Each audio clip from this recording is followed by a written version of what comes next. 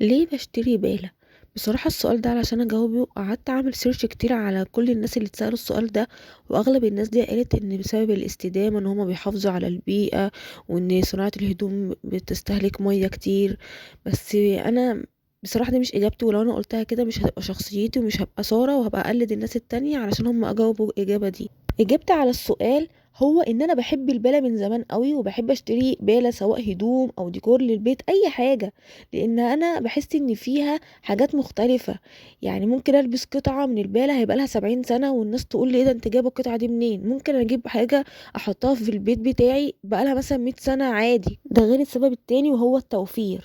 المهم ان فعلا بحس ان انا ببقى مختلفة عن الناس التانية، وبلبس لبس مش ترند، لان انا لما بنزل اشتري لبس من اي محل والبنت اللي بتشتغل في المحل تقولي ده طلع ترند جدا، انا بلغي القطعة خالص، لان انا من الشخصيات اللي ما بتابعش الموضة.